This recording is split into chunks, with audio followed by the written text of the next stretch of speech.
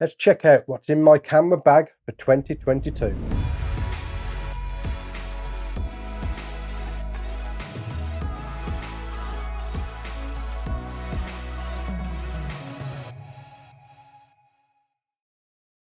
The spring is quickly approaching here in the UK, and in this second video where I'm getting ready for spring, I'm going to take you through what's in my camera bag for 2022. So first of all, let's start with the weapon of choice. That is my Canon Eos R. This is a 30 megapixel full frame camera. On there I have the battery grip.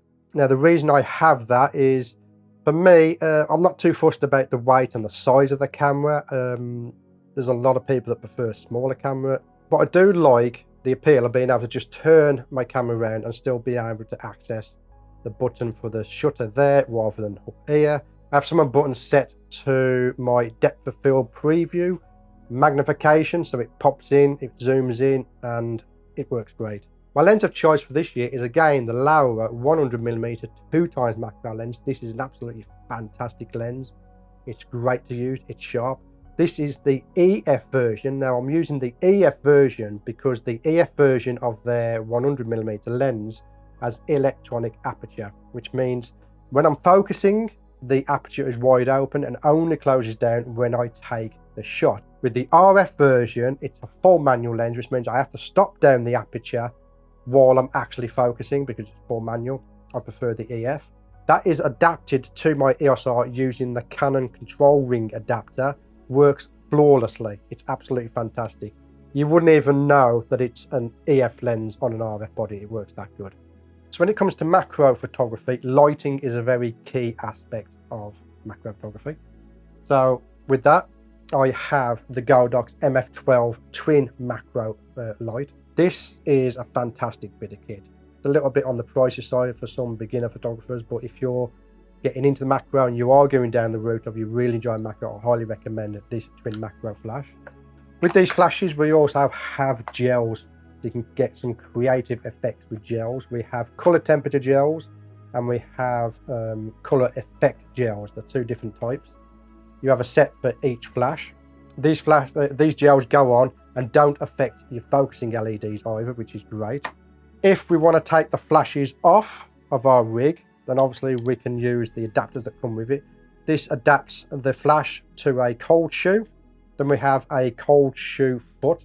So we can put our flash onto a foot and have it off camera. So we can have it at the side like that or over here. And these will work up to 100 meters. It's one of the other reasons why I did upgrade to the Godox system. So I have the two flash heads there. We have the adapter that fits onto the front of the lens. Now mine's a little bit funky because I've adapted it to be able to use a Crafty Bells diffuser on the front. There's a video on my channel about that if you want to see more information about that. And again, we have various adapters with Velcro on to stop the heads twisting that we take with us in the field, just in case we are going to swap lenses.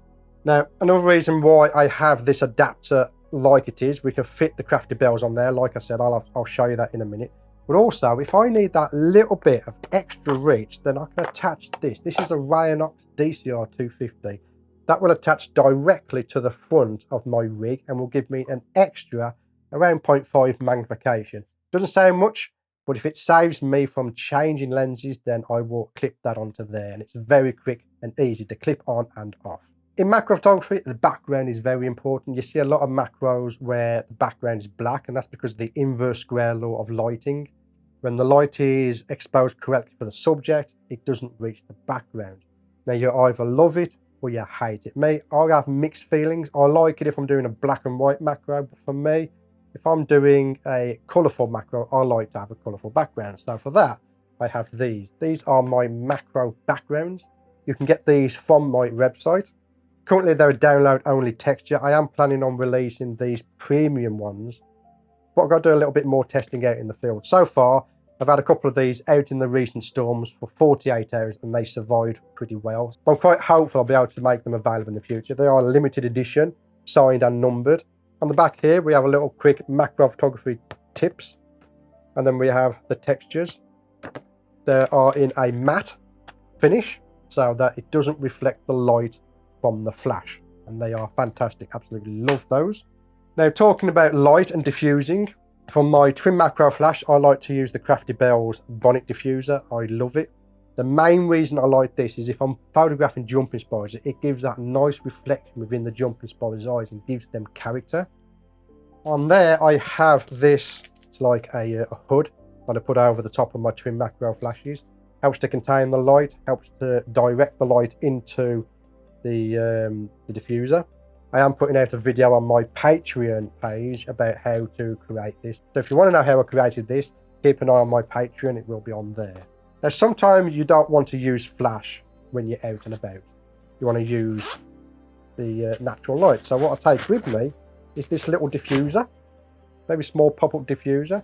So if the light is too harsh, like it is here, if you look at my camera there, I can simply pop that diffuser in the way to diffuse the sunlight. It comes in very handy because, as you know, when you go out of your studio, you lose control of certain elements. So being able to just soften that sunlight comes in handy very well. Now, when I'm not using sunlight, I'm using torches. So I have my good old torch here from Amazon. You've seen me use this hundreds of times on the channel. But I've also got some of these. These are lighter torches. These came with the Platypod and I've been using them more and more frequently. So hopefully I'll get a video done of using these out in the field. You've seen me use them in the studio. There's no problems using them in the studio, but I want to test them out in the field as well, to see what they're like.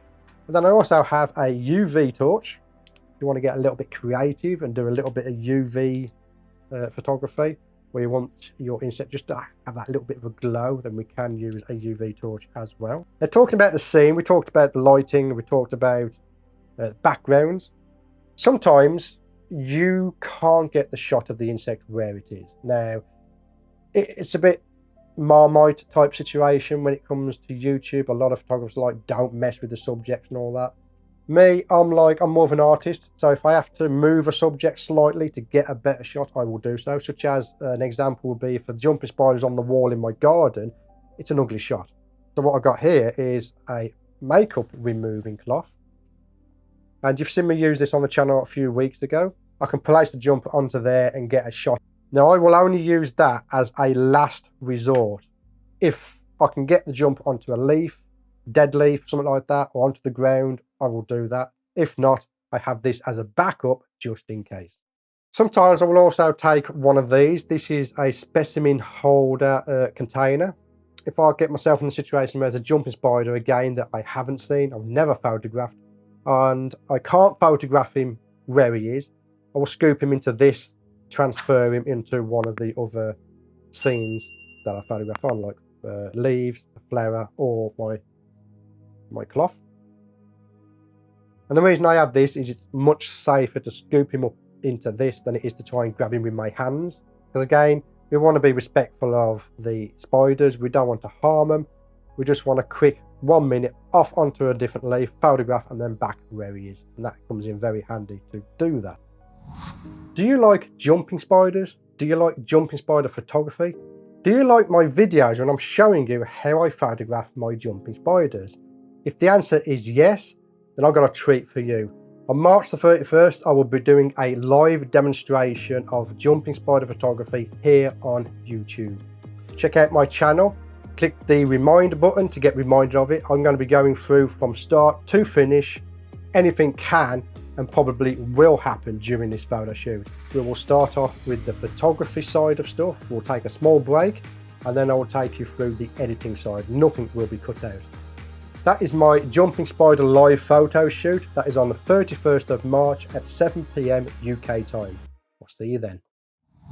Now, as you know, I'm more of an insect photographer. Sometimes you come across mushrooms or other situations where you need to get the camera really low to the ground and you need to get it still. That's where this comes in handy. This is a Platypod. Again, you've seen this on the channel, so you know it works well in the studio. I'll be taking it out in the field with me. It's quite lightweight, but it is metal, so it's quite good in that respect, that you've got something that's solid. You can screw it into wood. There's a lot of stuff you can do with this. So I'll be taking that with me, and I'll also be taking the arms that come with it. And these lycra torches will screw directly onto the arms. So if I need to position something, we can do. The camera can go onto there. You take the head off your tripod. I'll be showing my tripod in a minute. You take the head off the tripod, put it onto the Platypod so you're low down to the ground. Or what I have been using the Platypod for quite recently is to hold my lights and my subject. So they are going with me. They're talking about holding the subject. I have my little specimen holder.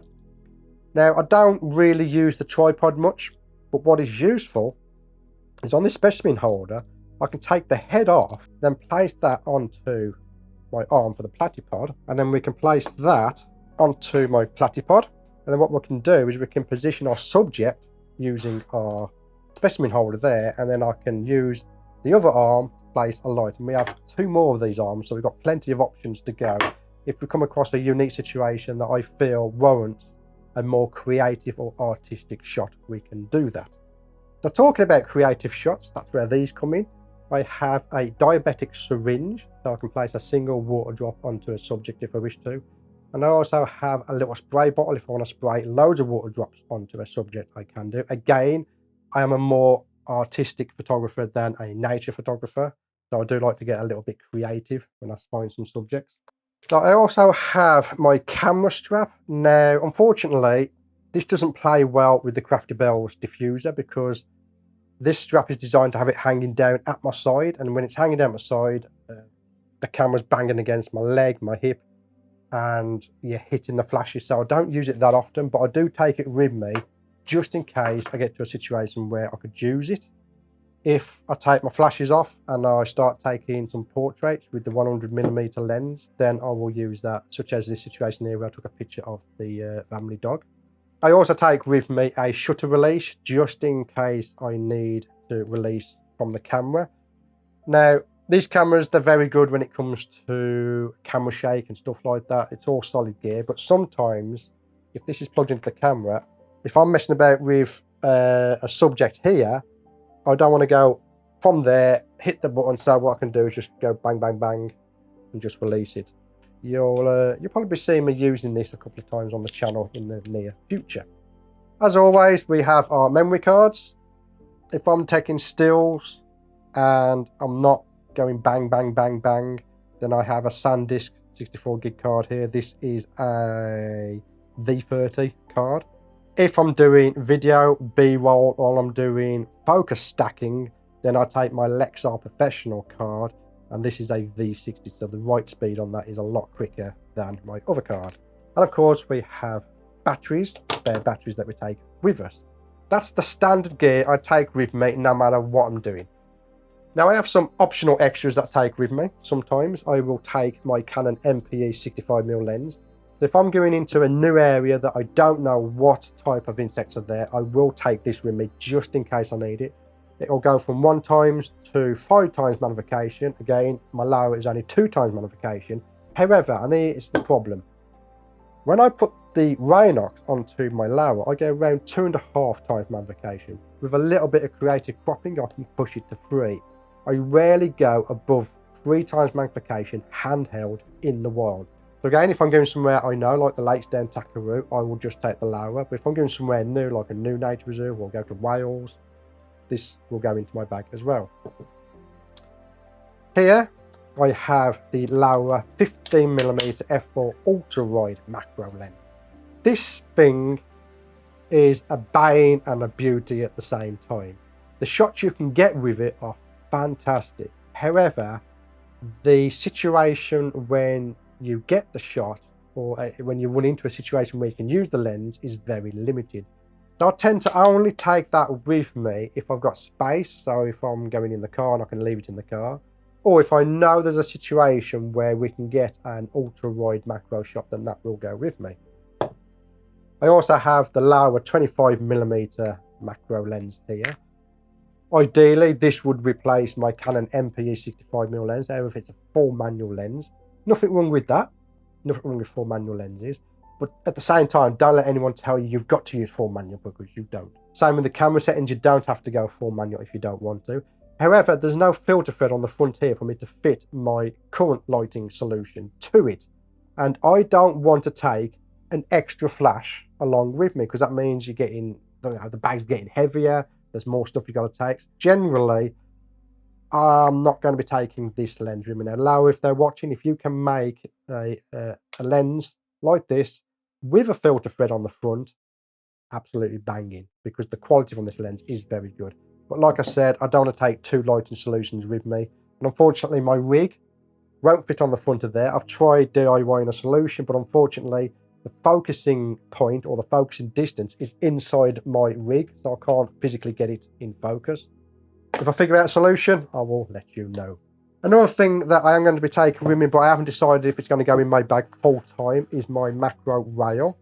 This is the Nissi NM180. But yeah, it's a fantastic little focusing rail, but I don't come into very many situations around focus stacking out in the wild. That, again, is something I'm taking because of reviewing and testing out and that. Some optional extras I do take is a battery pack.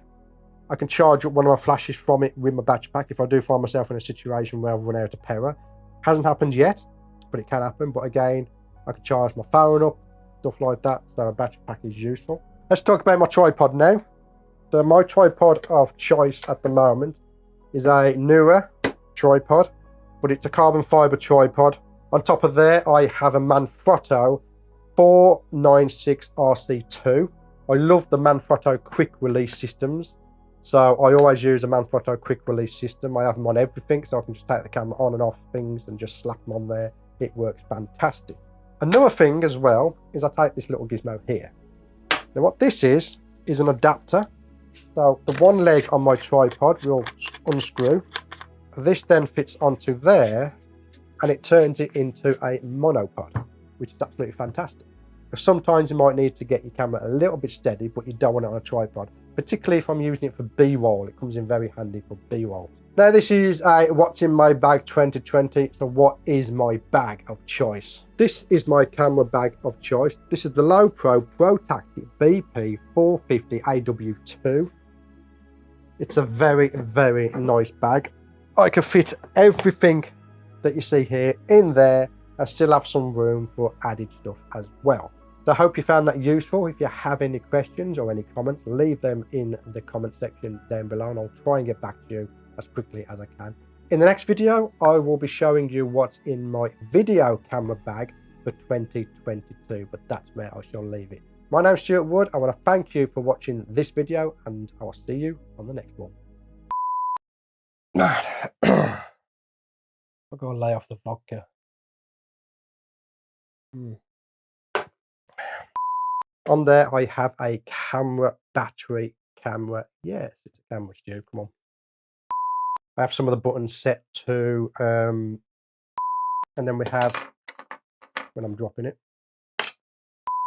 currently they are a texture download. Comes in very handy sometimes because, as you know, when you're out in the field, you can't, as you know, when you're out in, damn it. That's basically the standard gear I take with me.